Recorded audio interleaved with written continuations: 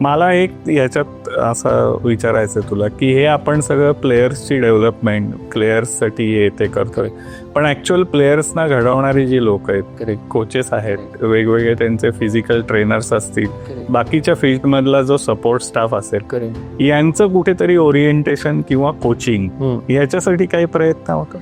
हा, आता हा एक भाग फार अगेन महत्वाचा प्रश्न तुम्ही विचारलात आणि माझ्यासाठी खूप गोष्टी बदलल्या पाहिजेत. भारताच्या स्पोर्ट्सच्या स्ट्रक्चरमधल्या खूप गोष्टी बदलल्या पाहिजेत. आपण म्हणजे आता फुटबॉलचा जर का मी विषय केला आणि सगळ्या स्पोर्ट्समध्ये आंतरराष्ट्रीय बॉडी किंवा खंडातली बॉडी आणि मग आपली राष्ट्रीय बॉडी, हे तीन त्याचे भागावर एकदम कुठल्याही खेळाडूचं तुम्ही कुठल्याही खेळामध्ये बघा, हे तिन्ही त्याचे बॉडी आहेत. बरं, ह्या प्रत्येक बॉडीजचं एक इंटरनॅशनल लेवलला त्यांचं कोचिंगचे काही लायसन्स असतात किंवा त्यांचे काही कोर्सेस असतात ज्याला राष्ट्रीय, आंतरराष्ट्रीय आणि खंड मान्यता देते. सो प्रत्येक स्पोर्टमध्ये हे आता लायसन्स म्हणजे थोडक्यात आता सर्टिफिकेशनच म्हणतो आपण. लेवल 1, लेवल 2, लेवल 3 किंवा आमच्या फुटबॉलमध्ये D licence, C licence, B licence आणि A लायसन्स आणि प्रो लायसन्स असतो. सो हे आता त्याच्यामध्ये खूप त्याचं महत्व यायला लागलेलं आहे. अनफॉर्च्युनेटली तर मी फुटबॉलचं बोलू शकतो, मी बाकीच्या स्पोर्ट्सही बोलू शकतो, पण मी आता फुटबॉल एक एक्झाम्पल म्हणून देतो की आता हे आपण आशियाई खंडात येतो. आशियाई खंडामध्ये हे जे फुटबॉलचे जे सर्टिफिकेट्स आहेत ते सगळे सुरुवात D म्हणजे अगदी बेसिक, मग C, B, A आणि प्रो म्हणजे सगळ्यांना प्रोफेशनल बनवायच्या दिशेने चाललेले आहेत.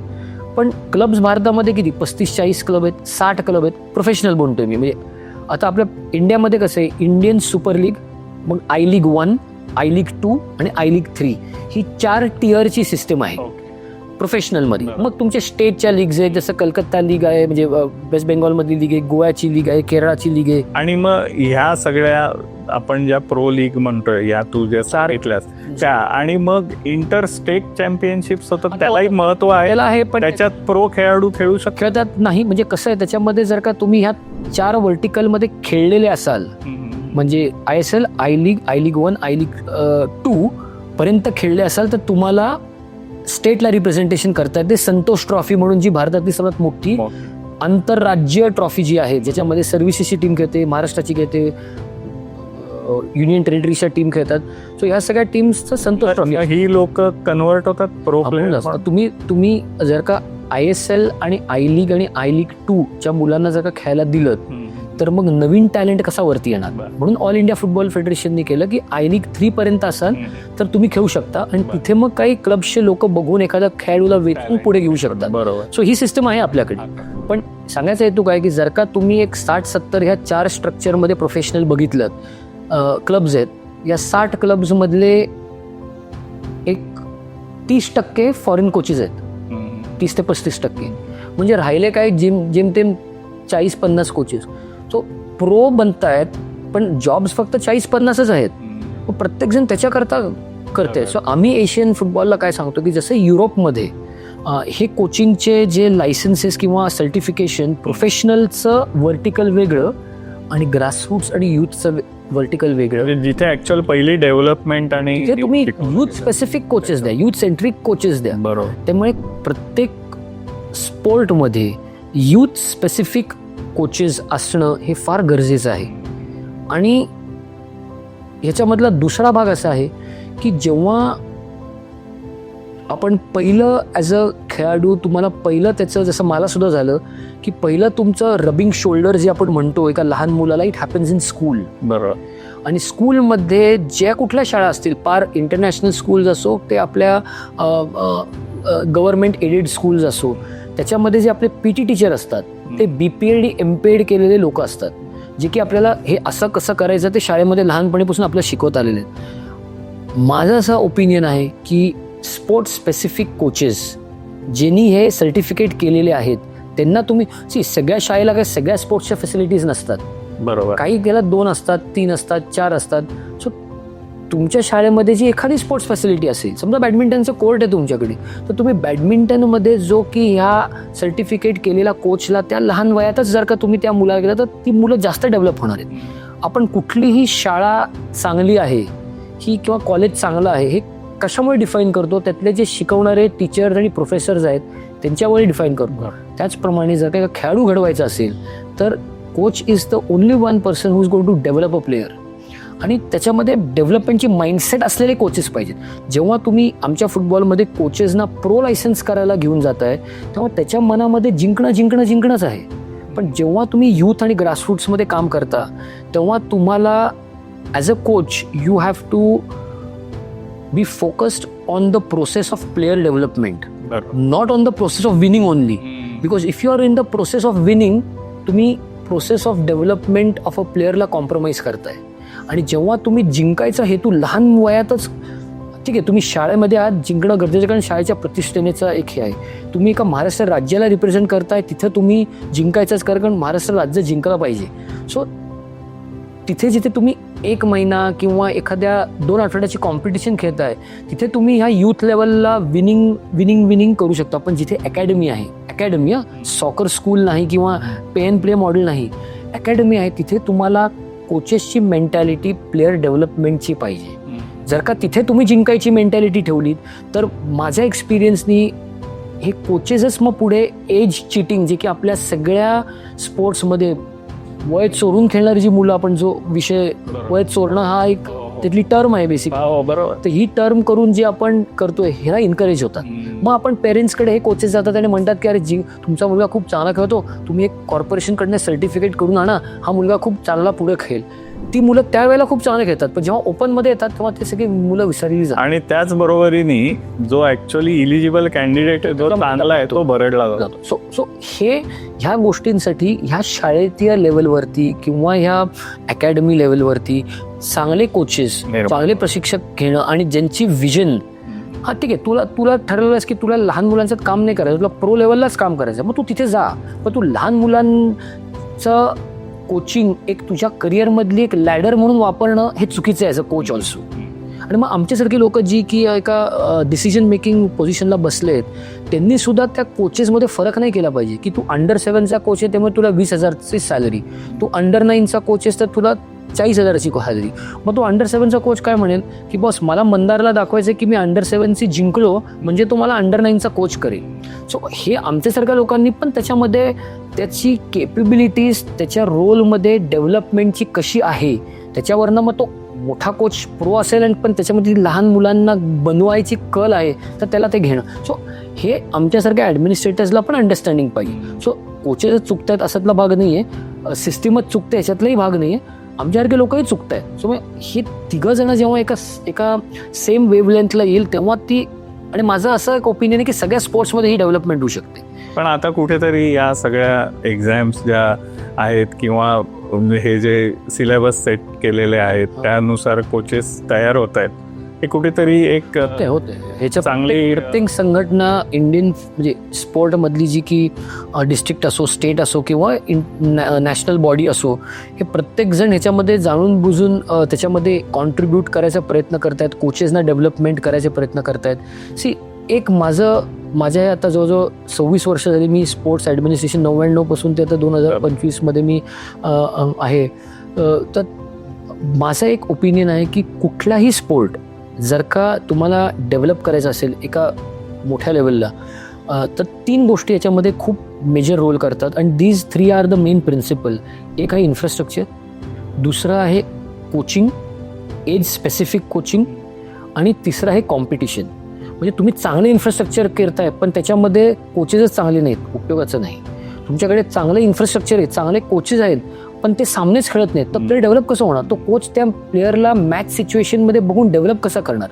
सो जोपर्यंत आता आमच्या फुटबॉलमध्ये वर्षभरामध्ये अंडर 7, 9, 11, 13, 15, 17 हे एज ग्रुप जे आहे ह्याच्यामध्ये तुम्ही ॲटलिस्ट 40 ते 60 सामने वर्षभरामध्ये खेळले पाहिजेत जेणेकरून तुमची डेव्हलपमेंट जास्त बेटर होते. आणि match practice is the best match practice होते आणि तुम्हाला जो एक्सपिरियन्स आहे खेळाडू डिसिजन मेकिंग जे की एज्युकेशनच्या मुळे पण येतं आणि मग हे मॅचेस खेळून पण जे होतं हे तुमचं डेव्हलप होतं. आज आमचा एक स्टडी आहे की ज्याच्यामध्ये आम्ही बघितलं की फुटबॉलमध्ये तुम्ही 7 ते 11 वयोगटातला मुलगा किंवा मुलगी भारताची घेतली आणि त्याला तुम्ही युरोपियन त्याच वयोगटामधल्या मुलीशी कम्पेअर केलं तर त्याच्यामध्ये फरक जास्त नाही आहे. पण तुम्ही 11 ते 16 या वयोगटामध्ये फुटबॉलमधल्या भारताच्या मुलीला कम्पेअर केलं तिथल्या मुला तो फरक खूप जाणवतो.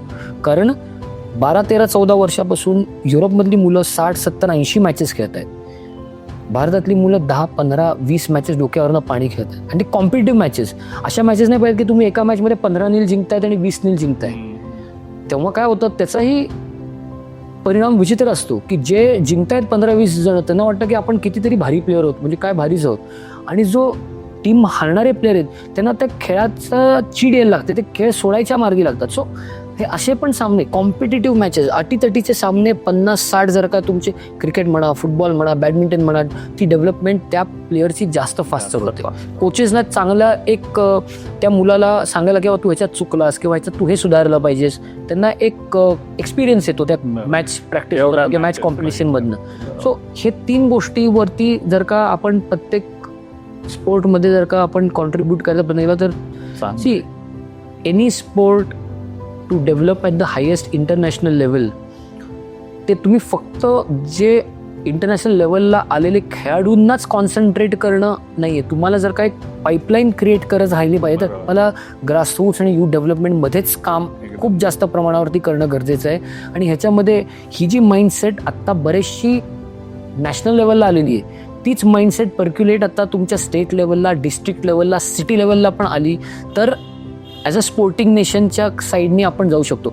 आत्ता आपण आपल्याला म्हणू शकतो स्पोर्टिंग नेशन, एक क्रिकेट आहे, एक नीरज चोप्रा गोल्ड मेडल जिंकलेला आहे, शूटिंगमध्ये आपण थोडंफार करतो, रेसलिंगमध्ये करतो, बॅडमिंटनमध्ये करतो, आर्चरीमध्ये आपण करतो, कबड्डीमध्ये आपण चालू करतो. पण ज्या लेवलला आपण ज्या लेवलला आपण क्रिकेटला करतोय, आणि cricket has earned it for whatever good or bad, cricket has earned it and we should respect that and we should learn from it.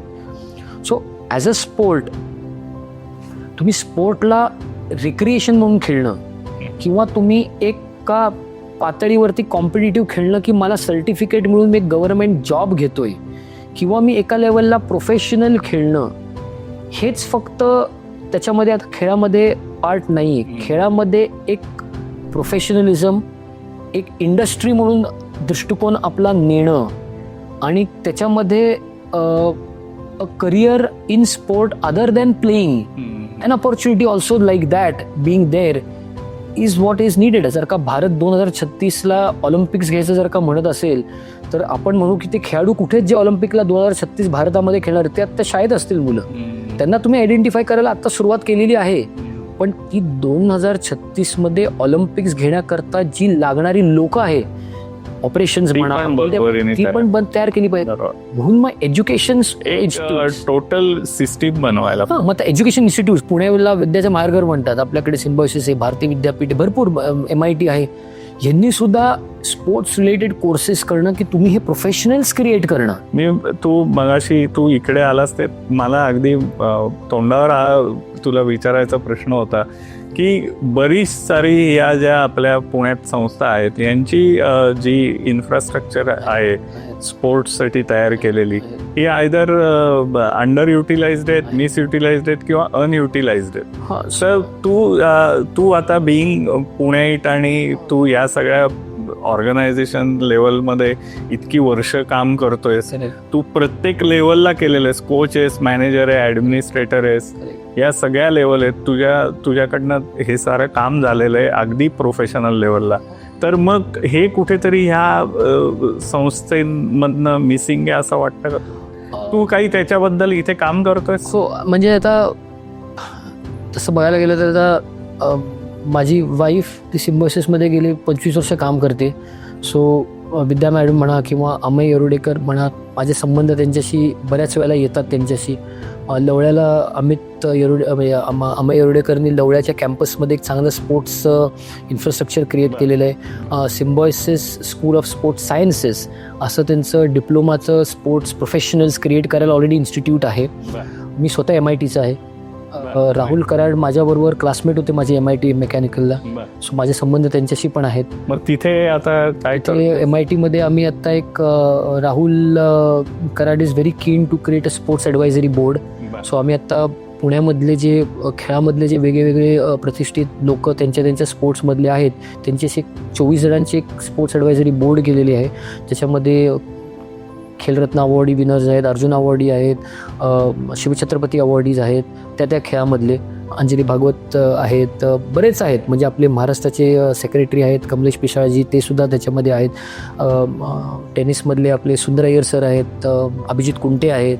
So अशा बऱ्याच लोकांना आम्ही एकत्र घेऊन, मनोज एरंडे स्विमिंगमधले आहेत, असं घेऊन आम्ही एक स्पोर्ट्स ॲडवायझरी बोर्ड क्रिएट केलेली आहे, जेणेकरून जे तुम्ही विषय केलात की स्पोर्ट्स युनिव्हर्सिटीचं इन्फ्रास्ट्रक्चर आपण कसं वापरू शकतो, किंवा त्यांची एज्युकेशन पॉलिसी जी आहे त्याच्यामध्ये एखाद्या होतकरू खेळाडू जो की आत्ता ऑलरेडी नॅशनल इंटरनॅशनल लेवलला चमकतोय, सिलेबसमध्ये तुम्ही इंटिग्रेट त्याला कसं इंटिग्रेट करता येईल, त्याला ॲडमिशनसाठी कसं सोयीस्कर करता येईल, किंवा त्याला एखाद्या इंटरनॅशनल कॉम्पिटिशनला जाताना कॉलेजचा अटेंडन्सची कशी मदत मिळू शकेल, अशा काही गोष्टींवरती आमची चर्चा आता सुरुवात झालेली आहे. तुम्ही MIT is definitely doing that. Bharati विद्यापीठचे माझे तर फॅमिली संबंध आहेत. विश्वजित बरोबर माझे एकदम लहान भावासारखा आहे.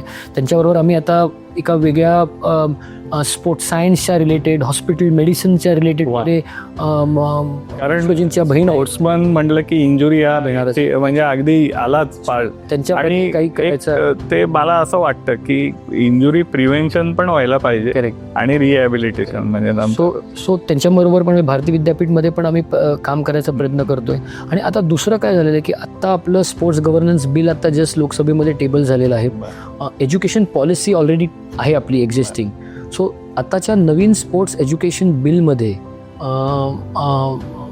म्हणजे स्पोर्ट्स बिल एक आहे, स्पोर्ट्स गव्हर्नन्स बिल आहे आणि एज्युकेशन पॉलिसी आहे. सो जे स्पोर्ट्स बिल आत्ता जे झालेलं आहे त्या स्पोर्ट्स बिलमध्ये एज्युकेशन हाऊसेस आणि education are going to play a very important role in us being a sporting nation. आणि त्यांचं जे ॲक्रेडिटेशन असतं नॅकचं वगैरे, आपण जे A ग्रेड A+ वगैरे येतो, ह्याच्यामध्ये त्यांचं स्पोर्ट्सकडे काय ते करतायत, किंवा त्याच्यामध्ये स्पोर्ट्स कॉम्पिटिशन्स कशा घेत आहेत, स्पोर्ट्स इन्फ्राला कसं मदत करतायत, स्पोर्ट्स पर्सनेल कसे ते वेगवेगळ्या स्पोर्ट्सच्या कोचेसना वगैरे एम्प्लॉयमेंट देत आहेत, ह्या सगळ्या गोष्टींसुद्धा प्रत्येक कॉलेजला आता त्याचं लक्ष घालणं गरजेचं आहे, जर का त्यांना ते नॅकचे ॲक्रेडिटेशन अचीव्ह करायचं असेल तर. सो आपली गव्हर्नमेंट पण याच्यावरती बरंच वेगळ्या पद्धतीने काम करत आहेत. लकीली पुण्यामधले जे मी 3 आत्ता मोठी कॉलेजेसची नावं घेतली आहेत, ते सगळे जे आत्ता जे सेकंड जनरेशन किंवा थर्ड जनरेशन आपण जे म्हणतोय ते सगळे यंग लोक आहेत. म्हणजे राहुल कराडजी म्हणा तुम्ही, मंगेश कराडचे त्याचे भाऊ आहेत, किंवा विश्वजित कदम म्हणा, अस्मिता जगताप ज्या त्यांच्या बहीण आहेत त्या म्हणा, किंवा इथे अमय एर्डेकर म्हणा, हे सगळे यंग लोक आहेत जे की स्पोर्ट्स प्रेम करणारे लोक आहेत. आणि ते त्यांच्या at the end of the day एक कंपल्शन असतं की आपलं जर काही ॲक्रेडिटेशन पाहिजे म्हणून करणं, आणि एक पॅशन पण आहे. लकीली आपल्याकडे हे जनरेशन यंग आहे ज्यांच्याकडे हे पॅशन पण आहे. So then it will I think work much better is hopefully is what my I hope so for that happens. म्हणलं मला आता JSW बद्दल पूर्ण कल्पना आली. त्याच्यानंतर आपल्याकडे कुठल्या कुठल्या वेगळ्या एफर्ट्स घेतले जात आहेत स्पोर्ट्स डेव्हलपमेंटसाठी, कुठल्या एज्युकेशन इन्स्टिट्यूट्स पुण्यामध्ये फार त्या दिशेने योग्य वाटचाल करतायत याच्याबद्दल तू सांगितलं. तुझ्या सहभागाबद्दल त्यातल्या सांगितलंस, ॲक्टिव्ह पार्टिसिपेशन मी म्हणेन. मला आता तुझा जो लेटेस्ट क्लब आहे north East United football club, याच्या एंगेजमेंटबद्दल आणि तिथे जो रोल तू प्ले करतोयस त्याच्याबद्दल थोडं सांग. त्याच्यानंतर मला तुला महत्त्वाचा प्रश्न विचारायचा आहे की जो कायम भेडसावला गेलाय की फॉरेन कोच चांगला की भारतीय कोच चांगला. आणि त्याच्यानंतर मला तू ज्या वेगवेगळ्या आपले आफ्रिका, युरोप, अमेरिका, एशिया या वेगवेगळ्या पद्धतीने खेळल्या जाणाऱ्या स्टाईल्स आहेत, फुटबॉल ज्या वेगवेगळ्या स्टाईल्सनी खेळला जातो, याच्याबद्दल थोडंसं सांग. नाही, सो आता नॉर्थ ईस्ट युनायटेडमध्ये मी 2023ला जॉईन केलं. मी जेव्हा JSW मध्ये बँगलोर FCचं जेव्हा काम सोडलं तेव्हा मी 3-4 महिने काही करायचं नाही असं ठरवलं होतं की सोडल्या ऑब्व्हियसली मला एक 6 क्लब्स भारतातल्या जे आहेत त्यांनी मला अप्रोच केलं होतं की जॉईन करण्याकरता, आणि मोठे क्लब्स आहेत सगळे. मला 2 IPLच्या फ्रँचायझीजनी पण अप्रोच केलं होतं की क्रिकेटमध्ये सुद्धा काम काय, पण मला क्रिकेटचं काय एवढं हे नाही आहे. घरामध्ये वडील क्रिकेटमध्ये आहेत त्यामुळे तेवढं बास आहे. तर मला cricket, not that I have any complaints with cricket, मला स्वतःला क्रिकेटमध्ये काम करायला वाटत नाही की मी काय करू शकेन जास्त. सो मी 3 महिने काही केलं नाही. आणि जेव्हा नॉर्थ ईस्टची ऑफर आली मला असं वाटलं की तो क्लब घेतला पाहिजे, कारण त्यांना म्हणजे मला असं वाटलं की मी ती जास्त कॉन्ट्रीब्यूट करू शकेल. ह्याच्यामध्ये 3 मेजर रिझन्स आहेत. एक म्हणजे की तुम्ही भारतामध्ये जेवढे क्लब्स आहेत त्याच्यामध्ये जर का सगळे खेळाडू बघितले तर आमच्या स्टॅटिस्टिक्सप्रमाणे 62% खेळाडू हे नॉर्थ ईस्टच्या भागातले त्या क्लब्समध्ये आहेत. आणि north East United football club गेले 11 वर्ष स्थापित झालेला आहे, पण तो त्या ग्रासरूट्स आणि यूथ डेव्हलपमेंटमध्ये काही काम करत नव्हता. आणि मी जॉईन व्हायच्या 3 वर्ष अगोदरपर्यंत तो सारखा लास्ट फिनिश करत होता. हा क्लब कुठल्या स्टेटमध्ये आणि कुठली स्टेट्स ही हे करतात, फॉर्म करतात? करेक्ट. सो हा क्लब जास्त चांगला करत नव्हता आणि जेव्हा टॅलेंट तिकडनं येतोय, पण तिथेच क्लब हा असून सुद्धा तो टॅलेंटसाठी काही करत नव्हता, हा एक फॅक्टर होता. दुसरा, भारतामध्ये जे क्लब्ज आहेत ते सगळे क्लब एका सिटीला किंवा एका राज्याला डिफाईन करतात. म्हणजे बेंगलुरू सिटी म्हणा किंवा मुंबई सिटी म्हणा किंवा गोवा म्हणा किंवा ओडिसा म्हणा किंवा केरळा म्हणा, हे स्टेट किंवा सिटीला करतायत. North East United football club हा 8 राज्यांना रिप्रेझेंट करतोय. म्हणजे आसाम झालं, मणिपूर झालं, मिझोराम झालं, मेघालय झालं, त्रिपुरा झालं, नागालँड झालं, सिक्कीम झालं. So this is a entire north east. So जास्त मोठी रिस्पॉन्सिबिलिटीज आहे की जेव्हा तुम्ही एका मोठ्या राज्यांना रिप्रेझेंट करताय, नॉट जस्ट 1 सिटी और 1 स्टेट बट 8 स्टेट्स. सो हे मला वाटलं की if I can contribute more to that region, obviously it will help us as a club, but it will help Indian football. Because तिथेच जर का खेळाडू बनवायची फॅक्टरी तिकडे आपण जर का टाकली तर ते आणखीन जास्त डेव्हलपमेंट त्या राज्यांची पण होईल आणि प्लस इंडियन फुटबॉलची पण. तिथली इकोसिस्टीम सगळी वर येईल.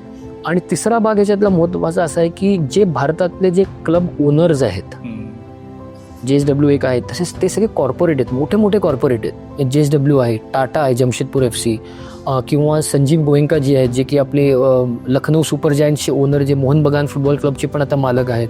किंवा आपण जेव्हा गोव्याला जातो तेव्हा तो डेल्टिन कसिनो बोटीवरती बघतो, ते जयदेव मोदी त्याचे मालक आहेत, ते FC गोवाला ओन करतात. हे मोठे मोठे कॉर्पोरेट्स आहेत.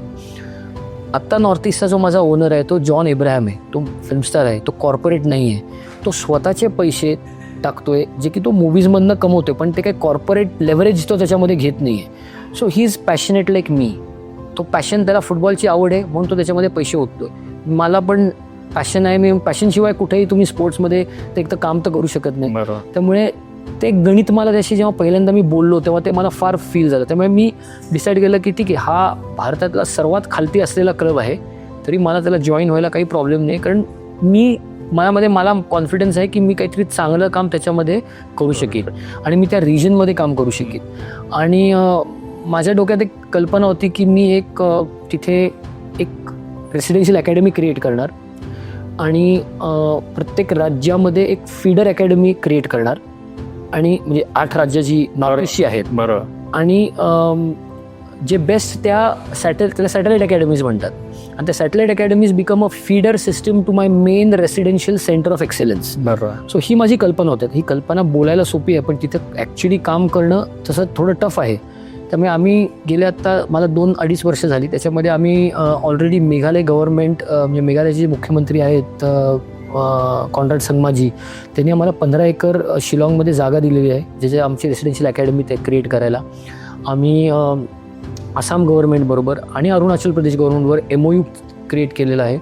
मी आत्तामध्ये डोनर मिनिस्टर आपले जे ज्योतिरादित्य सिंधिया आहेत, आपल्या कॅबिनेटमध्ये लोकांना माहिती नसेल की DoNER stands for development of north east region अशी एक मिनिस्ट्री डेव्हलप केलेली आहे. तेव्हा वाजपेयी साहेब PM होते, तेव्हा त्या काळापासूनही मिनिस्ट्री डेव्हलप झालेली आहे जी की कॉन्ट्रीब्यूट करते. आणि आता सध्याचे त्याचे कॅबिनेट मिनिस्टर ज्योतिरादित्य सिंधिया साहेब आहेत. सो मी त्यांना भेटलो होतो, बिकॉज आता मी तिथे कॉर्पोरेट म्हणून नाही चाललो, मी एक जॉन एब्राहम आणि मी एक इंडिव्हिज्युअल ओनर्स म्हणून आम्ही चाललो आहे. तर आम्हाला ते गव्हर्नमेंटच्या, स्टेट गव्हर्नमेंटच्या, सेंट्रल गव्हर्नमेंटची मदत लागणारे पैसे रेज करायला. त्याचबरोबर आम्ही PSUs, म्हणजे पब्लिक, जसं मला तिकडे किया होतं किंवा एप्सन होतं किंवा ह्या इंडस्ट्रीज आहेत, ह्या कॉर्पोरेट्स आहेत, तर तिथे मला कोल इंडिया, इंडियन ऑइल, ह्या ज्या PSUs आहेत ते आम्हाला आता सपोर्ट करतात, ते जॉनला आता सपोर्ट करत आहेत. सो तिथे काम करायचं एक वेगळं एक्सपोजर आहे, मला एक वेगळी त्याच्यामध्ये मजा येते. सो आम्ही हे डोनर मिनिस्ट्रीच्या थ्रू आम्ही काही करायचा प्रयत्न पण ह्या आमच्या अकॅडमीजच्या रिलेटेडमध्ये करायचा प्रयत्न करतो. फर्स्ट टीम तर चालू राहीलच, ते मला माहिती आहे. बेंगलुरू FC झाले 10 वर्ष केली आम्ही. जी टीम लास्ट होती त्यांना आम्ही ड्युरँड कप मागच्या वर्षी ऑलरेडी जिंकून पण दिलेलं आहे. ते मी winning losing is part and parcel, पण हे जे डेव्हलपमेंटचं काम जे की मला फार जास्त आवडतं, because I know as a देश आपण याच्यामध्ये खूप जास्त चांगलं करू शकतो. लोक चांगली पाहिजेत. You have to invest in good man power which I completely believe in, whether it is at a club level, it is at a organisational level. It is not one person who does anything, it is the people. आणि एक चांगल्या लोकांमध्ये invest करणं ही पण कला आहे. लोकांना घेऊन चालणं ही पण कला आहे, weather it is players, weather it is coaches, whether it is Indian coach or a foreign coach, anything. So Northeast is a different challenge, Northeast is a different excitement. आणि रिजन वाईज पण सगळ्या ऍडजस्टमेंट्स करायला लागत. खूप tough आहेत तिथे, खूप tough आहेत. म्हणजे जे आता आपण फॉर एक्झाम्पल मणिपूर सारख्या स्टेटमध्येच त्याच्यामध्ये एक तर खूप ट्रायबल लोक आहेत, खूप वेगळ्या वेगळ्या कम्युनिटीज आहेत तिथे, त्यांच्यात आपापसातले वेगळे त्याचे वादविवाद चालू आहेत. तेव्हा पण फुटबॉल एक कॉमन लँग्वेज आहे तिकडे. म्हणजे football in north east is the most popular sport. तिथे लोक स्टेडियममध्ये लोकल मॅच बघायला पण 20-25 हजार. आज तर ड्युरँड कप चाललंय, तुम्ही जर का इम्फालमध्ये बघितलं 15-15, 20-20, 25-25 हजार स्पेक्टेटर स्टेडियममध्ये बघायला येतात matches. So football is there first love. पण तिथेच ॲट द सेम टाईम काही गोष्टी अशा पण आहेत जे की यूथला वाईट गोष्टींकडे आकर्षित घेऊन जातात. जसं ड्रग्स तिथे खूप मोठ्या प्रमाणावर आहे. तिथे कॉलेज आणि स्कूल ड्रॉपआउट म्हणजे एज्युकेशनमधनं ड्रॉपआउट करायचं पण खूप एक तिथे एक प्रमाण जास्त आहे. सो जर का त्या यूथला तुम्ही एक स्पोर्ट्सच्या थ्रू ह्या दोन्ही गोष्टींमध्ये जर का लांब ठेवून किंवा एज्युकेशनमध्ये मेन स्ट्रीममध्ये आणून, तर त्याच्यामध्ये सुद्धा आम्ही फुटबॉल स्पोर्ट ॲज अ स्पोर्टला आम्ही काम करायचा प्रयत्न करतोय की आम्ही त्याला त्यातल्या गव्हर्नमेंट्सच्या बाय इन घेऊन की बाबा तुम्हालाही माहिती आहे की तुम्ही स्पोर्ट्समध्ये आणलं तर तुमचं यूथ ह्या सगळ्या गोष्टींपासून लांब राहील किंवा एज्युकेशनला परस्यू करायला राहील.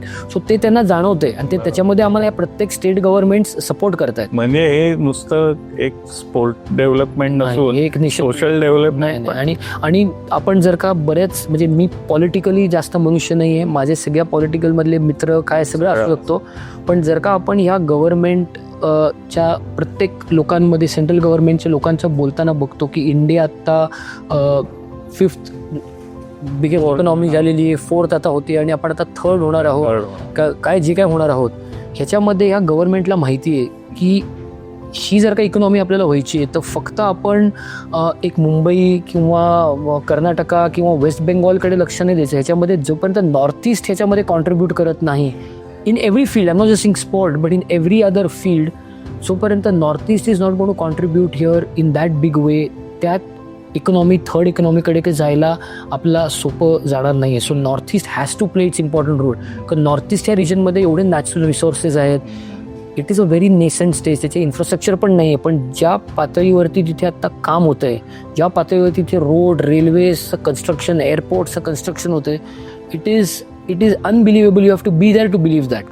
So if you are part of that movement through sport, why not, you know? So this for me is more exciting for me. जिंकणं हारणं हे तर जाणार आहे स्पोर्टमध्ये, पण हे काही चांगल्या गोष्टी ऑलरेडी तू ड्युरँड कप जिंकलेला आहे. मागच्या वर्षी 3ऱ्या क्रमांकावरती आय लीगमध्ये आम्ही ISL मध्ये फिनिश केलेलं आहे. जे की क्लब लास्ट फिनिश होत होता 13वा, त्याला आम्ही 3ऱ्या क्रमांकावरती 2 वर्षामध्ये आणलेलं आहे. सो खेळायच्या ह्याच्यामध्ये तर गोष्टी चालू राहतील. कारण मला तर त्याचा एक अंदाजा आहे. माझ्याकडे चांगली लोकं भरपूर आहेत जी माझ्याबरोबर काम करतात. पण हा जो डेव्हलपमेंट आणि ग्रासरूटचा पाक आहे त्याच्यामध्ये मला थोडंसं खूप काम करायची इच्छा आहे आणि मला ऑपॉर्च्युनिटीज मिळत आहेत. आता it is up to me to ensure that I make use of it आणि एक इम्पॅक्टफुल काम त्याच्यामध्ये करू शकतो. खूप छान मंदार, व्हेरी वेल सेड. आपण आता या गोष्टीकडे जाऊ की हा आम्हाला कायम प्रश्न पडलेला आहे की European way of playing football तसा अमेरिकन असेल, आफ्रिकन असेल, तर या जरा बाबतीत काय वाटतं तुला, कसं आहे ते? कसं ह्याच्यामध्ये हे as a person loving the sport किंवा तुम्ही त्या स्पोर्टला फॉलो करतायत ॲज अ फॅन, हे प्रश्न येणार. पण जेव्हा तुम्ही त्याच्यामध्ये काम करताय तेव्हा बेसिकली माझं प्रिन्सिपल असतं की coach is the captain of the whole ship. Yes, it's my responsibility to get the good coach, but once I do that he is the captain of the ship. आता तो coach भारतीय पाहिजे, आंतरराष्ट्रीय पाहिजे, ह्याच्यामध्ये पण वादविवाद सगळ्या क्षेत्र होतात. मी तो म्हणजे तो इंडियन आहे का इंटरनॅशनली बघत नाही. तो माझ्या थॉट प्रोसेसला कसा कॉन्ट्रीब्यूट करू शकतो, भले मग तो इंडियन असो मग भले तो इंटरनॅशनल असो, मला त्याच्यामध्ये फरक नाही करायचा. Because it is unfair to make a comment की इंडियनच पाहिजे आणि it is unfair to say मला फॉरेनरही पाहिजे. It is a mix of things that should do. But एक सर्वसाधारण मला माहिती आहे की तुम्हाला एखादा इंडियन कोच असणं गरजेचं आहे, कारण आपल्यामध्ये एखाद्या स्टेटमध्येच वेगळे वेगळे कल्चर्स आहेत. आपल्या लँग्वेजेस खाण्याच्या पद्धती वेगळ्या आहेत, कल्चरली पण काही गोष्टी तुम्ही बोलू नाही शकत. तर नुसतं फॉरेनरवरती रिलाय होऊन उपयोग नाही. इंडियन कोचेस डेव्हलप होत आहेत. आजच रिसेंटली आत्ता आपण इंडियन नॅशनल फुटबॉल टीमचा इंडियन कोच अपॉइंट केला आहे. चांगलं आहे का वाईट आहे मला माहीत नाही. मी केलं असतं I may not have appointed him as the coach for whatever reasons of that particular gentleman who's been appointed is a different thing. पण कोच कुठला घेणं हा त्याच्या इंडिव्हिज्युअलच्या मेरिटवरती आहे, ना की त्याच्या नॅशनॅलिटीवरती. हा माझा प्रिन्सिपल आहे बेसिकली. सेकंडली, जेव्हा तुम्ही तो कोच आणताय, that coach comes with a certain philosophy. जे फुटबॉलमध्ये डेव्हलप झालेले नेशन्स आहेत ते वर्षानुवर्ष एका फिलॉसॉफीवर काम करत आहेत. त्यामुळे त्यांचा कोच बदलला तरी ते असे कोच आणतात की जो त्या फिलॉसॉफीवरती बिलीव्ह करतात. मग त्यांची फिलॉसॉफी फक्त त्यांच्या मेन टीमला नसते, ती त्यांच्या यूथ टीमपासून ते मेन टीममध्ये त्याच पद्धतीने चालतं. आपण जर का कम्पेअर करायचं म्हणलं तर तुम्ही एक ब्राझीलची टीम घे आणि इकडे जर्मनीची टीम घे. डिफरंट. आता तुम्ही जर का जर्मनीची टीम बघितली तर जर्मनी इज मशीन्स. ते एकदम फिजिकल आणि एकदम टॅक्टिकल आणि एकदम टेक्निकल गेम खेळतात आणि त्यांना माइंडशाफ्ट म्हणतात की ते फिजिकलच आहेत. त्यामुळे त्यांची जी अंडर 17ची जी नॅशनल टीम आहे ती पासून त्या मुलांना त्याच पद्धतीने ग्रूम केलं जातं. ग्रूम करणारे जे कोचेस असतात ते त्याच फिलॉसॉफीचे कोचेस असतात. वर्षानुवर्ष चालू आहे. तुम्ही ब्राझीलला गेला, ब्राझील फ्लेअर आहे. It is just talent, it is just flare.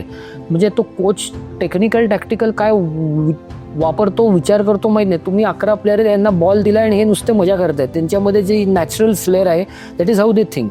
तुम्ही आफ्रिकेमध्ये गेलात, इट्स फिजिकॅलिटी, इट्स ब्रुटल, फार म्हणजे स्ट्रेंथ आणि फिजिकल गेम असतो. पण आत्ताचा जो स्पोर्ट फुटबॉल जो आता डेव्हलप मॉडर्न होतो, it is become more technical, it is more tactical. So you need coaches to get a mix of everything. You cannot say की I can depend only on flair. तुम्हाला ती flare पण पाहिजे, तुम्हाला ती एक फिजिकॅलिटी पाहिजे, स्किल तर पाहिजेच, स्किल सगळी पाहिजे. तुम्ही असं नाही म्हणू शकत की मला फक्त फ्लेअरच पाहिजे. Modern football is changing very एक छोटंसं उदाहरण is a very simple thing की आपण शाळेत असतो तेव्हा म्हणजे किंवा कुठल्या तरी फुटबॉलच्या छोट्याशा पे अँड प्ले प्रोग्राममध्ये जातो तेव्हा आपल्याला आम्हाला सांगायचे की बाबा आज आठवड्यातला मंगळवार आणि शनिवार तुमचं हिल रनिंग आहे, तुम्ही हिलवरती रनिंग करायचं. तुम्ही आलात रोज की तुम्ही 15 राऊंड मारायचे. मग जेव्हा हिल रनिंग असतं मंगळवारी किंवा शनिवारी तेव्हा म्हणजे आमच्या पोटात दुखायचं की सर दुखतंय पोटात, मला बरं आहे, आजारी. Because you are trying to avoid it. When you are trying to avoid it that means तुम्ही त्या मुलाला त्या कलेने घेत नाही आहेत. आजकालचा स्पोर्ट तुम्हाला तुमच्या मुलाच्या किंवा मुलाच्या कलेने घ्यायचा आहे. त्यांना आवडलं पाहिजे. त्यांनी आईला किंवा वडिलांना घरी सांगितलं पाहिजे की मी घरी नाही बसणार, मला ग्राउंडवर जायचं आहे. माझ्या या मित्राचा वाढदिवस आहे पण मला ते माझा कोचिंगचा क्लास मिस करून नाही जायचं. Once he is in that frame of mind म्हणजे त्याला he is loving it. Coach is also very good आणि दॅट इज अ इंडिकेटर की आपल्याला ते आवडते. सो तेच, पण तो कोच त्यावेळेला का तुम्हाला पळवतोय, का तुम्हाला हिल रनिंग करतो, त्याला तुम्हाला फिटनेस करायचा. फुटबॉलमध्ये तुमचा कार्डिओ म्हणजे तुमचं एन्ड्युरन्स ट्रेनिंग पाहिजे. पण तेच मॉडर्न फुटबॉलमध्ये तुम्ही विथ द बॉल त्याला देऊ शकता. तुम्ही त्याला बॉल दिलात आणि त्याला पळायला सांगितलं तर तो त्याच्या दुप्पट पळेल, पण ते आवडीने पळेल. सो दिस आर प्रत्येक स्पोर्टमध्ये त्याच्या या गोष्टी. सो कोचिंग, त्याच्या पद्धती, त्याच्या formats are I feel a bit outdated नाव. पण भारताचा देश जर का तुम्ही बघितलात की भारताच्या देशाची फिलॉसॉफी काय खेळायची, आपली काही फिलॉसॉफी नाहीये. आपण जो नवीन कोच घेतो त्याला जी वाटतं ती आपली फिलॉसॉफी होती. मग प्लेयर्सना हे कुठेतरी तोच प्रॉब्लेम होतो ना की अवघड आहे ना ते. आता ISL जेव्हा आलं, इंडियन सुपर लीग जेव्हा आली, त्यावेळेला जे बाहेरच्या देशातले वेगळे कोचेस आले त्यांनी ह्या भारतीय खेळाडूंना एक वेगळ्या सिस्टम्समध्ये, वेगळ्या प्लेइंग स्टाईल्समध्ये एक्सपोज केलं. किंवा जेव्हा फुटबॉलमध्ये जेव्हा नॅशनल टीमचा तुमचा कोच असतो त्याला काय वर्षभर नाही मिळत, पोरं तुमच्याबरोबर नसतात वर्षभर तू कोचिंग करतोय, ते वर्षभर तर क्लबकडे असतात. मग तुम्ही जेव्हा कॉम्पिटिशन होते तेव्हाच त्याच्या अगोदर 1 महिना किंवा 1-2 आठवडे तुम्ही त्यांना एका कॅम्पमध्ये बोलवता, मग तुमची त्याच्यामध्ये एन्फोर्स करायचा स्टाईल हे करता, त्याच्यामध्ये ते शिकले पाहिजेत. So this aptitude or this adjustment is now a little bit better in Indian players compared to पूर्वीच्या वेळेप्रमाणे. सो आता ते थोडंसं चांगलं ह्याच्यावर आहे, पण हा त्याच्यामध्ये म्हणून आपल्याकडे अनफॉर्च्युनेटली इंडियन फुटबॉलची एक स्वतःची फिलॉसॉफी नाही आहे की आपण ह्या पद्धतीने खेळलं पाहिजे. मग तो अंडर 17ला पण मुलगा आहे, अंडर 15लाही मुलगा आहे, तुला मग जे अकॅडमीज आहेत चांगल्यातल्या ते पण ह्याच फिलॉसॉफीमध्ये सगळ्यांना ट्रेन करतात. बाहेरच्या देशांमध्ये असं होतं, पार तुम्ही 9 वर्षाचा 7 वर्षाचा मुलगा पण त्या फिलॉसॉफीच्या दृष्टिकोनातनं तुम्ही त्याला ट्रेन करायला घेऊन चाललाय. सो थोडा होतंय पण म्हणजे हळूहळू होतंय. hopeful आहे. आपण आता आपल्या जे आता नॅशनल टीमला खेळणारे जे इंडियाचे प्लेयर्स आहेत ते चांगले एक्सपोज झालेले आहेत. आणि हे जे सिनियर प्लेयर्स आहेत आता बायचुंग भुतिया असेल किंवा आता सुनील छेत्री हे तसे सिनियर प्लेयर झाले. बायचुंग तर रिटायर झाला, सुनील स्टील हे काय कॉन्ट्रीब्युशन त्यांचं आहे आता कॉन्ट्रीब्युशन डेव्हलपमेंट तुझ्या बरोबर काय काम करतात? नाही आता म्हणजे सुनील तर टॅलेंट हंटिंग मध्ये आणि याच्यामध्ये सुनील अजून खेळतो. So Sunil steel a player, तो अजूनही बेंगळुरू FC ला प्रोफेशनली खेळतोय. तो इंटरनॅशनल फुटबॉलमधनं रिटायर झाला होता, पण मागच्या कोचनी त्याला परत रिटायरमेंटमधनं बाहेर काढायला लावलं, त्यांनी ॲग्री केलं आणि तो परत खेळला. सुनील छेत्री जर का तुम्ही ॲज्युमिंग की तो आत्ता ॲक्टिव्ह इंटरनॅशनल प्लेयर आहे, तर आत्ता देशामधला तो 3rd highest goal scorer amongst active internationals तो आहे. Number 1 is Messi, number 2 is Ronaldo and number 3 Sunil Chhetri. क्या बात. Amongst the highest goal scorer for your country and being actively playing till at present. So Sunil is the 3rd highest thing. So पण त्याच्यामध्ये तुम्ही जर का म्हणलात की Sunil is equivalent to Messi or Ronaldo, it is a joke. Even Sunil will accept that की it is statistically just a thing, but in the playing ability it's a huge difference as far as that is concerned. So Indiaचे players, Sunil is still playing, so his contribution is still as a player, as a leader, as a person to for the younger players to look up to. Correct. कारण सुनीलचं एक principal काय आहे की ही leads by example. म्हणजे तो जर का एक्सपेक्टेड आहे की सगळ्यांनी XYZ फिटनेस गोल्स अचीव्ह केले पाहिजेत, तो त्याच्यापेक्षा X+Y करतो. Because he has to lead by example. की जर का हा 40-41 वर्षाचा मुलगा करतोय, तर हा 20 आणि 25 वर्षाची मुलं का नाही घ्यायची. ही लीड्स बाय एक्झाम्पल. आणि हे मी त्याच्याबरोबर आता ऑलमोस्ट किती 16-17 वर्ष मी त्याच्याबरोबर काम केलेलं आहे, किंवा बरोबर मोर लाईक अ फ्रेंड और अ यंगर ब्रदर. सो ते त्याच्याशी आहे. मला एक्झॅक्टली हेच विचारायचं होतं की तुला जे मगाशीच मी म्हटलं ॲक्च्युली की जे मोठे प्लेयर्स तुला भेटले त्यांची कार्यपद्धती काय असते, ते कसं त्यांचं डेली रुटीन फॉलो करतात. आपला जो क्राऊड आता मिक्स क्राऊड आहे, कोणी ऐकेल नाही ऐकेल, पण आपण जर का असं धरलं की आपण काहीतरी याचा माझ्या चॅनलच्या माध्यमातून द्यायचा प्रयत्न करतोय, तर काय त्यांचं रुटीन असतं, सेट कसं होतं? उदाहरण देतो की सुनीलला मी इंडियन टीमचे मॅनेजर असताना बघितले. त्यावेळेला एखादा प्रॅक्टिस सेशन झाला की खायला जे मिळेल ते आपण खायचं. म्हणजे डाएट न्यूट्रिशन, समोसा आला समोसा खायचा, केक आला केक खायचा. आता तोच सुनील आता जर का तुम्ही बघितलं तर तो एवढं पर्टिक्युलर झाला की तो काय खातो ते. त्याला ते रिअलाइज झालंय की खाणं हे एका गाडीतल्या पेट्रोलसारखं आहे. जर का ते ॲडल्टरेटेड असेल तर गाडी झटके मारत खेळणार. त्यामुळे what ever your eating is a fuel for your body. आणि त्यांनी सगळ्या ह्या नॅशनल टीममध्ये खेळणारे जे प्लेयर्स आहेत ते भले भले वेगळ्या क्लबला खेळत आहेत, त्यांचा एक व्हॉट्सअप ग्रुप केला आहे. त्याच्यामध्ये तुम्ही टाकता की तुम्ही रोज काय खाताय. हो. So creating that awareness. आपल्या देशामध्ये टेक्नॉलॉजी, न्यूट्रिशन, स्पोर्ट्स सायकोलॉजी हे जे भाग आहेत, ह्या भागांकडे लोक जास्त लक्ष देत नाही. आपण फक्त कोचिंग आणि खेळणं ह्याच्यामध्येच लक्ष, अगदी ग्रासरूटपासून टॉप लेवलला सुद्धा आता अवेअरनेस चेंज होत राहिला आहे. पण जर म्हणजे at a highest level a difference between winning a gold medal and a silver medal can be sports science, can be how food, what food you have eaten, what food you have not eaten. तुम्ही तुमची मॅचची preparation 8 दिवस, 10 दिवस, 1 महिना, 1 वर्ष कशी केलेली आहे. Olympic गेम्समध्ये तुम्ही 4 वर्ष अगोदर तुमची तयारी सुरुवात होते to be presenting in the Olympics. So तुम्ही किती रेस्ट करताय, तुम्ही किती खाताय, तुम्ही किती कमी खाताय, तुम्ही जास्त खाताय. आता सुनील काही काळामध्ये व्हिगन होता. आता तुम्ही विचार कराल की एक स्पोर्ट्समन आहे जो की ज्याला प्रोटीन पाहिजे, ज्याला ताकद देणाऱ्या गोष्टी पाहिजेत, तर तुम्ही व्हिगन झालाय. तर मी विराट कोहलीही व्हिगन झाला होता. सो मी सुनील आणि विराट पण RCB साठीच खेळतो बँगलोरमध्ये आणि सुनील पण बँगलोरमध्येच राहतो. तर एकदा आम्ही भेटलो होतो, म्हणजे मला हा प्रश्न विचारायचा आहे तुम्हाला दोघांनाही की तुम्ही व्हिगन का आहात, व्हॉट इज थिंग. सो आता दोघंही हे एक 4-5 वर्षाची गोष्ट आहे, तेव्हा तेही काय त्यांच्या अगदी यंग डेजमध्ये नव्हते. They were over the hill as far as a career was concern, in terms of the age factor is concern. So त्या दोघांच्या बोलण्यात असं आलं की आम्ही व्हिगन ह्या करता झालो की आमची जी रिकव्हरी आहे बॉडीची, की आम्ही आज समजा विराटच्या केसमध्ये टेस्ट मॅच खेळतोय, 2-3 दिवस झाले, पुढा स्ट्रेनियस थिंग, पुढच्या वर्षी पुढच्या दिवशी मला लगेच करायचं. किंवा IPL मध्ये एक मॅच खेळलो, 2 दिवसांनी मला दुसरीकडे जाऊन दुसरी मॅच खेळायची. किंवा वन डे खेळलो तर 6 दिवसामध्ये मला 3 वन डे मॅचेस खेळायचे किंवा 2 वन डे मॅच यायचो. सो द बॉडीची जी फुटबॉलमध्ये सुद्धा सुनीलला एक 90 मिनिट्सचा गेम झाला, रिकव्हरी झाली, परत 3 दिवसांनी त्याला इंडियासाठी परत खेळायचं किंवा परत क्लबसाठी खेळायचं. सो ही जी बॉडीची त्यांची रिकव्हरी आहे, ते फेल्ड की बाय बिंग व्हिगन ती रिकव्हरी वॉज फास्टर. सो म्हणून आता Sunil is back to eating normal thing is, ते तो काळ असतो त्या प्रत्येक. सो तो हा जो ॲथलीटमध्ये जो अवेअरनेस आहे की आपण फक्त आपल्याला पैसे मिळत आहेत म्हणून आपण प्रोफेशनल आहोत, हे न होता की आपण प्रोफेशनल आहोत म्हणून आपल्याला प्रोफेशनल पद्धतीने आपल्याला कंडक्ट पण करणं, in terms of public appearance, in terms of खाणं पिणं रेस्ट करणं. This is also a thing which is now coming amongst all these athletes. आता बायचुंग रिटायर झालेला आहे.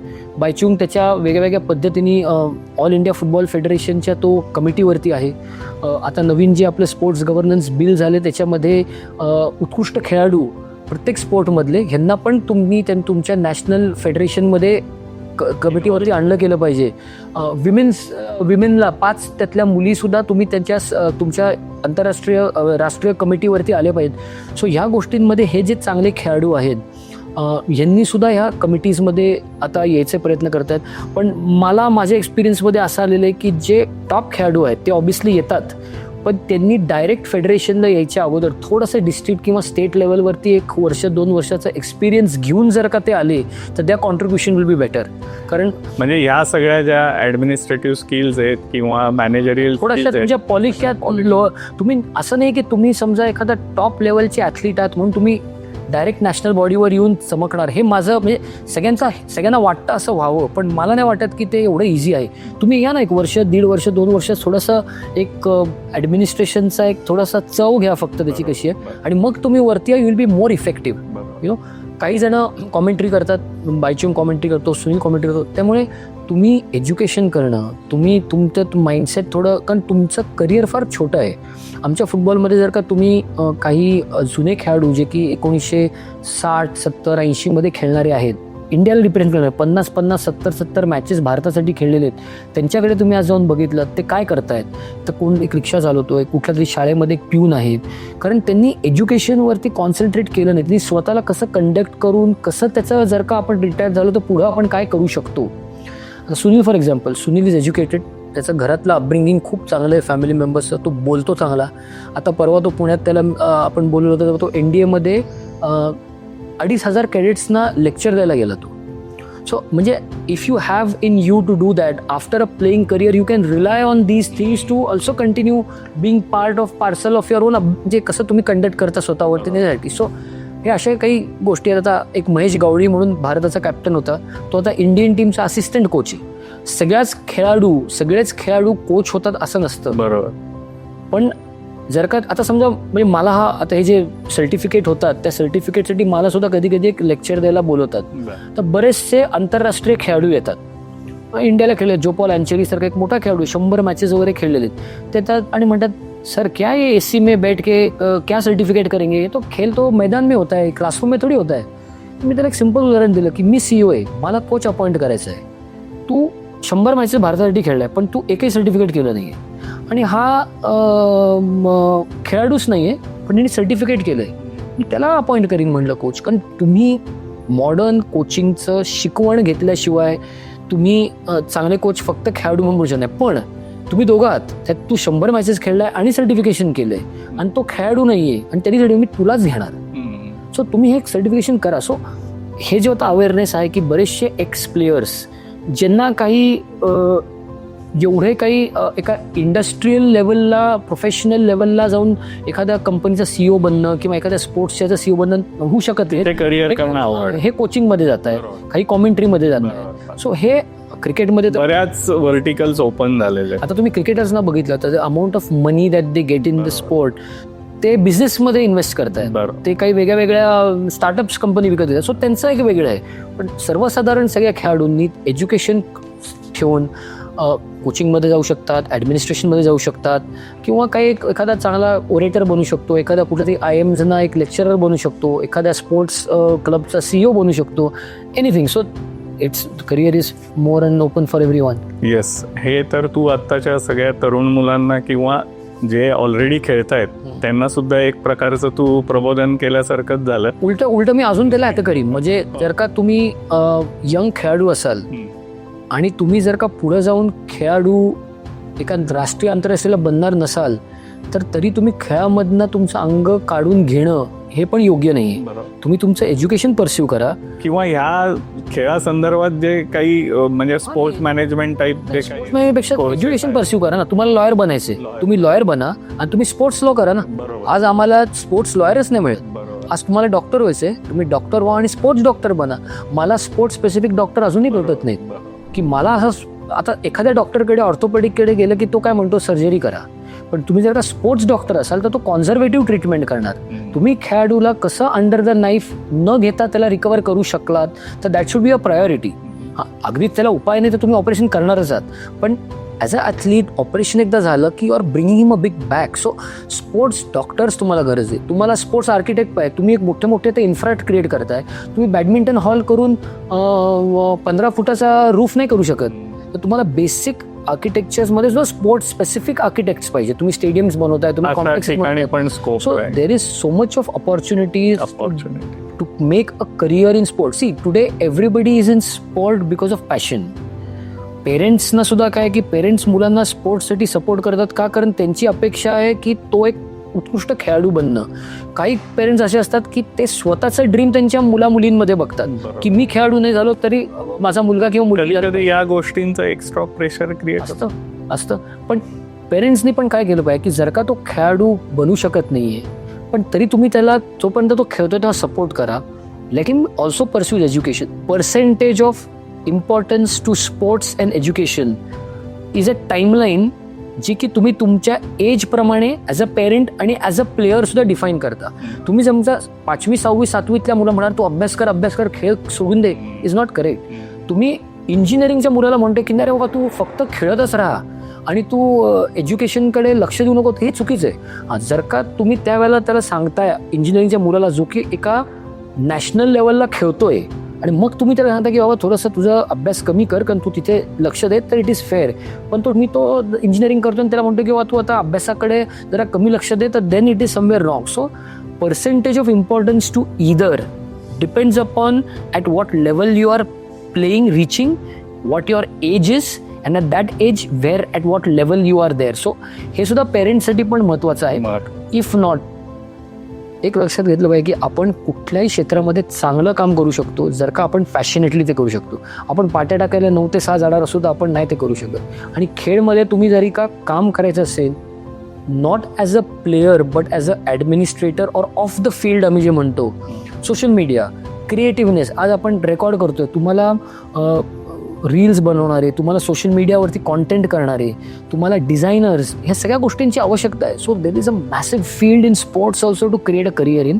सो जर का तुम्हाला स्पोर्ट्समध्ये करिअर करायचं तर this is enough and more opportunities outside of playing also in sport now. Very well said Mandar. मी आता शेवटाकडे येतोय. मला हे पाहिजे की आता आपण बघतो की मॅचेस जे कव्हरेज असतं आपल्या वेगवेगळ्या चॅनल्सवरती, TV वरती बघतो, अतिशय इंटरेस्टिंग असतं, बघायला फार मजा येते. फार प्रेक्षकांच्या प्रतिक्रिया बघण्यापासून ते प्लेयरची एकमेकांची कुंदस काय चालली आहे इथपासून ते कसे एकमेकांना स्लेजिंग करतायत तिथपर्यंत ते फार त्याला फील्डवरती काही इंजुरी झाली ती हे करणं, हे सगळं कव्हर करणारी एक सिस्टीम आहे. हो, ती मॅच अशा तऱ्हेने कव्हर करते की त्याचा एक मोठा डेटाबेस तयार होतो आणि त्याचा वापर जो आहे तो विविध कारणांसाठी होत असतो. तर मला ती जी कारणं आहेत, जसं की समजा कोचेससाठी होत असेल, कुठेतरी व्हिडिओ अनालिसिस हे आहे, कुठेतरी स्टेडियमची सिक्युरिटी असेल, मे बी प्लेयर्सना होणारी इंजुरी असेल, किंवा आपण जे थर्ड अंपायर वगैरे म्हणतो त्या प्रकारे जी टेक्नॉलॉजी, कुठे पेनल्टी किंवा ऑफसाईड तुमच्या फुटबॉलमध्ये जे असते हे कुठेतरी टिपायला असेल, अशा विविध कारणांसाठी टेक्नॉलॉजीचा वापर होतोय. तो टेक्नॉलॉजीचा वापर जो आहे तो कुठल्या लेवलपर्यंत योग्य आहे, आणि आता कोचिंगमध्ये या टेक्नॉलॉजीचा वापर आलेला आहे तो किती घातक आहे, ह्या ज्या टेक्नॉलॉजीचे वापर आहेत याच्या फायदे आणि तोटे काय आहेत याच्याबद्दल तुझं मत काय आहे? दोन विषय त्याच्यामध्ये, एक म्हणजे टेक्नॉलॉजी फॉर स्पोर्ट आणि दुसरं टेक्नॉलॉजी फॉर ब्रॉडकास्ट. हे दोन मी स्प्लिट करून त्याचे उत्तर देतो. पहिलं म्हणजे की technology is very important in sports. त्याच्यातून किती काही लोक म्हणले तरी technology is a very very important aspect in sports. पण तुम्ही ॲज अ कोच म्हणा किंवा ॲज अ ॲडमिनिस्ट्रेटर म्हणा, तुम्ही टेक्नॉलॉजीनी गव्हर्न नाही होऊ शकत. म्हणजे तुम्ही टेक्नॉलॉजीच्या आहिरी जाऊ शकत नाही. म्हणजे तुम्ही त्याला ॲज अ टूल म्हणून वापरू शकता टू एनहॅन्स समथिंग. तुम्ही तुमचं डिसिजन मेकिंग फक्त टेक्नॉलॉजीवरती जर का केलं तर basically you being governed by technology. आणि काही स्पोर्ट्समध्ये by governing the sport through technology is not good. म्हणजे एक उदाहरण देतो की फुटबॉलमध्ये GPS लावतात की मागे कसं एक छोटंसं युनिट असतं जे तुम्ही टी शर्टच्या आत वापरता, जे तुमचं हार्ट रेट, तुम्ही किती किलोमीटर पळालात, तुमचं काय एक्सेलरेशन किती आहे हे मॉनिटर होतं. सो नॉर्मली एका फुटबॉलच्या मॅचमध्ये सर्वसाधारण 8.5 ते 11.5 किलोमीटर एखादा खेळाडू धावतो. सो आता ही टेक्नॉलॉजी आहे, हे दिसते. आता समजा तुम्ही एका प्लेअरला बघितलं, अरे तू 13 किलोमीटर पळालास आणि तू 9 किलोमीटर पळालास, तू चांगला नाही खेळलास रे. 13 किलोमीटरवाला बघ 13 किलोमीटर पळालाय, पण तो खेळाडू कुठला आहे? तो समजा एखादा राईट डिफेंडर आहे किंवा लेफ्ट डिफेंडर आहे, जे की नॉर्मली थ्रो घ्यायला पण जातात. त्यामुळे तो इकडनं तिकडे पळत चाललाय फक्त थ्रो घेण्यासाठी. सो त्याचे किलोमीटर एनिवेज जास्त क्लॉक होणार आहेत, जो की नॉर्मली जो मिडफिल्डर खेळतो त्याच्या कम्पॅरिझनमध्ये. सो एक सिम्पल उदाहरण आहे की तुम्ही तुम्ही असं नाही म्हणू शकत की 13 किलोमीटर खेळला म्हणून चांगला खेळलाय, आणि जो 9 किलोमीटर खेळलाय तो चांगला नाही खेळलाय. So technology can just be a tool to help improve the performance. It cannot be governed in the decision making of a football, of a team or a individual also. But technology can play a very important role.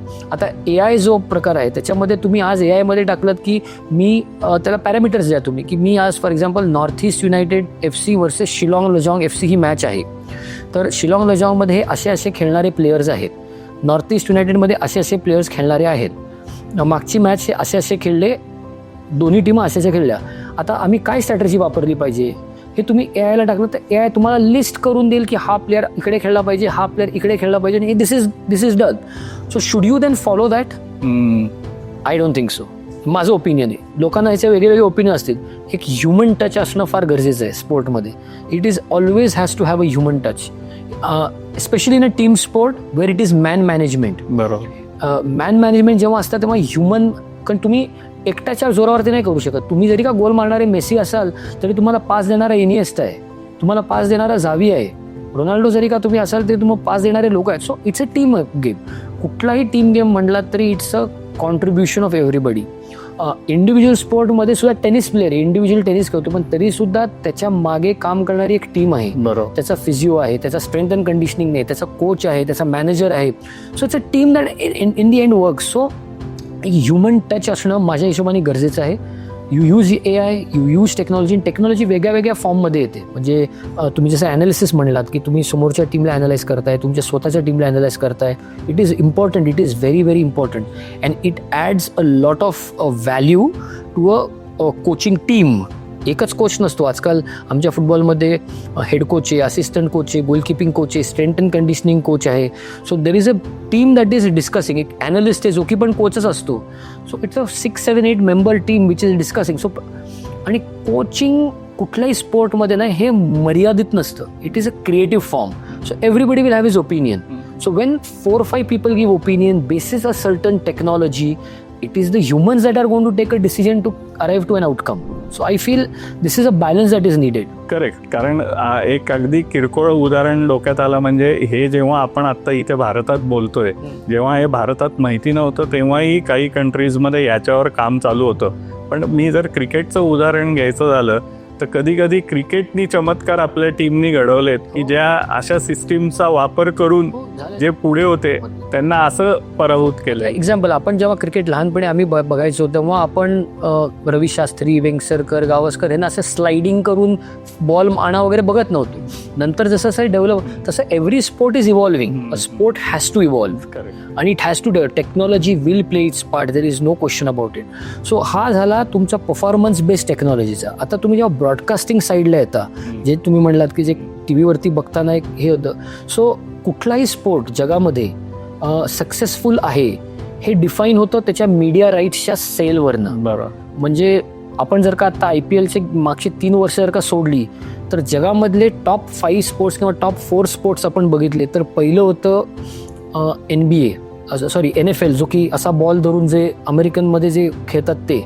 दुसरं होतं NBA. तिसरं होतं English premier league, जे आमचं normal football आहे ते. आणि चौथं होतं IPL. आता हे कशावरती डिफाईन होतं की त्यांची जी मीडिया राईट्स डिजिटल किंवा सॅटेलाईट जे विकले जातात त्यांची जी व्हॅल्यू असते.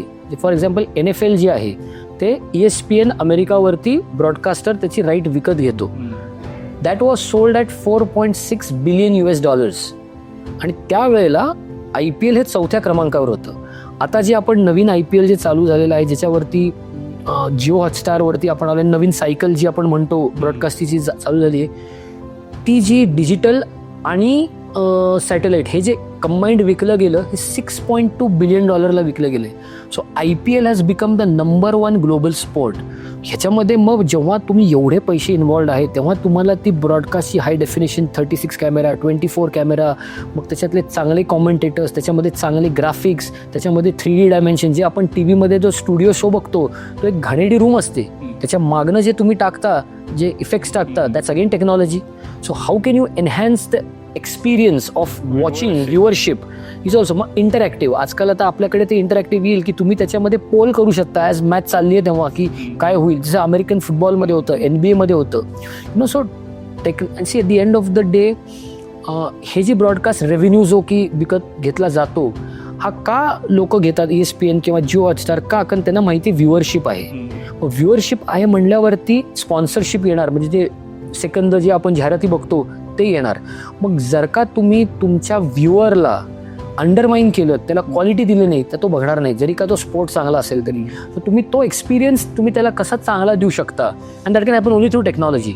So there technology has to play a very very important role, because if sport has to be looked upon as a business. समजा ₹100 एक स्पोर्ट्स कंपनी म्हणजे स्पोर्ट्सची लीग किंवा टीम किंवा काय रेस करतंय, तर ह्याच्यातला लोकांना वाटेल sponsorship plays the important role, but it is not. Around 68 to 72% of that ₹100 comes from the broadcasting revenue. 10% comes from sponsorship. 6-7% comes from ticket जे आपण मॅच मध्ये बघायला जातो, गेट फीज. आणि बाकीचे म्हणा मग काय मर्चंडाईज, टी शर्ट विकले, हे विकले, हॉस्पिटॅलिटी वगैरे जे असतं ह्याच्यामध्ये. सो जेव्हा ब्रॉडकास्ट रेव्हेन्यू एवढा मोठा असतो, that's why in India cricket is successful because of the broadcast revenue. तुम्ही बाकी कुठलेही स्पोर्ट बघा, कबड्डी म्हणा, क्रिकेट म्हणा, सगळ्याचं लीग झालं, पंजाची पण आता लीग झाली आहे, कुठली लीग म्हणा, ह्या चेसची पण आपली इंटरनॅशनल लीग आहे. जोपर्यंत ब्रॉडकास्टर हेचे राईट्स विकत घेत नाहीत तोपर्यंत त्या स्पोर्टमध्ये पैसे येत नाहीत. त्यामुळे broadcast plays a very important role, आणि in successful broadcast leagues technology will play its most important role, because you have to give that experience to the viewer. Great Mandar, तुझ्याशी गप्पा मारून फार आनंद झाला. थँक्यू. आणि ॲक्च्युली तुझ्या प्रचंड बिझी शेड्यूलमधनं तू आज वेळ काढून, आणि फार हा क्विक ठरला म्हणजे आपला इंटरव्ह्यू. मंदार, तू अतिशय सुंदर मगाशी म्हटल्याप्रमाणेच आमच्याशी गप्पा मारल्यास. माझ्या cricket limited by Milind Kulkarni या यूट्यूब चॅनलतर्फे तुला एक छोटीशी सदिच्छा भेट. Thank you so much. तुम्ही हे चांगला कार्यक्रम करताय, तुम्ही तुमच्या ऐकणाऱ्यांसाठी आणि बघणाऱ्यांसाठी चांगली इन्फॉर्मेशन पोचवताय. So best wishes to you. असेच चांगल्या चांगल्या लोकांना, पुण्यातल्या लोकांना बोलवाल, आणि ते जे स्पोर्ट्समध्ये किंवा इतर चांगलं काम करतात ते तुम्ही लोकांपर्यंत न्याल. त्यामुळे थँक्यू सो मच आणि best wishes to you. Thank you so much Mandar. माझी तुम्हा सर्वांना परत एकदा नम्र विनंती आहे की माझा cricket limited by Milind Kulkarni हा यूट्यूब चॅनल तुम्ही जरूर सबस्क्राईब करा. आजचा आपला व्हिडिओ लाईक आणि शेअर करा. धन्यवाद.